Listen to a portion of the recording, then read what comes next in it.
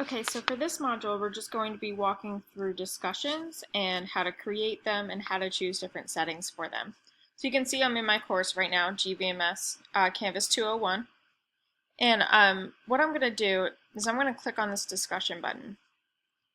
You'll see that I already have some discussions pinned, and that's because I've created some for this class already. If I was going to create a new one, I would go over here to this discussion button right here, and it gives me a fresh, clean slate. So what you would do is at the top you would type in the title, so I could say new discussion post, and this is where I'd post my question. You can include all different types of formatting in here, just like you can with the pages. You can also insert links and images, media, documents, etc. You can even put in tables or formulas. So you have a lot of options here to make it as interactive as you want. So that's where you'd post your question. Down below where it says post to, right now I have it set, it's a default to go to all sections. If I wanted to include different sections within my class, they would pop up in this drop down menu and I could just choose one or two instead of having it sent to everybody. If I wanted to include an attachment, I would do so right here just by clicking on Choose File. Sometimes that's a good idea if you want to give them something to reference or read before they answer the question, or attach an article or something like that.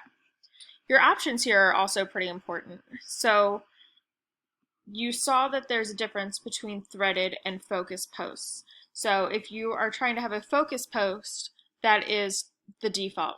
If you want teachers or students to be able to respond to each other's responses as well instead of just your original post, then you would click on Allow Threaded Replies. If you just want them to answer your one question and move on, you can leave it unchecked. This one's a great feature here. Users must post before seeing replies, because that doesn't allow the student to see any other responses before they add their own, which helps you make sure that their response is original and thought out and not just taken from another student. So it's something I usually just choose by default. You can enable a podcast feed to be added to it. To be honest, I'll need to look more into what that means. I don't know if that means that they can add podcasts or what. You have the option of making it graded. So if you'd like to be able to keep track of their responses on here, you can click on graded, or you can uncheck it and then it's not graded. So let's say that I want this to be a threaded post. You guys are going to have to see just yours before you see the rest. I'm going to make sure it's graded. I'm going to make it worth 5 points. But I'm going to have it be, I don't know, a letter grade, because I'm a 7th grade teacher right now, sure. You can also allow liking. So you can either have it to where only the person who's grading can like it, so you, or if you leave that unchecked, then they can like each other's stuff. And you can sort it by how many likes they get as well if you'd like.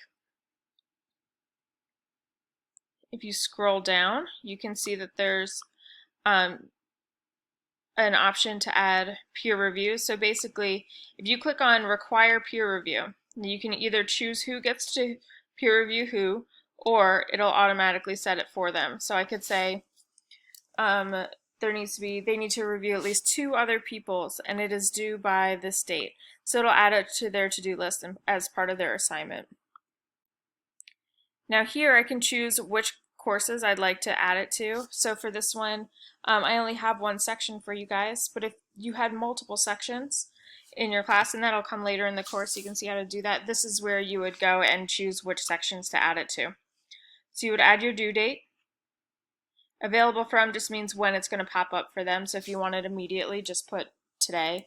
If you want it in the future, say you plan ahead, then you could do it that way, and you can have it show up only until a certain time, say the due date. And then if you were going to have multiple sections, then if you set a certain due date for this section, but you still wanted to give it to another section of your class as well, you could click on the Add button, and you can choose another section with a separate due date here. So you can just keep doing that for all your sections if you'd like, if that's how you'd like to differentiate things.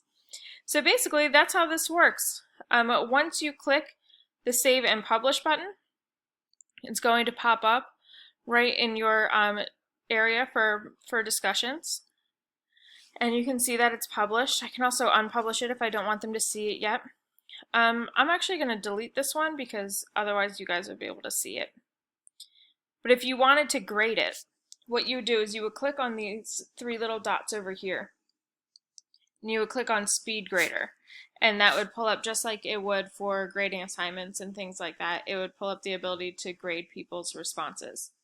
You can also add a rubric to it this way too, and we'll be getting into that later in the course.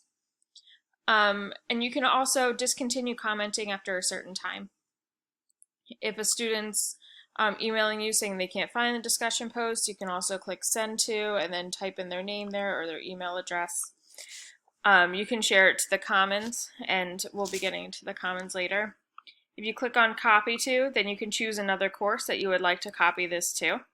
You can see I'm able to see a lot of courses because I have admin rights, but you won't be able to see all those. So whatever ones that you have rights to is what's going to pop up there.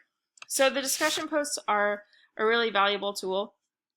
It's definitely worth playing around with.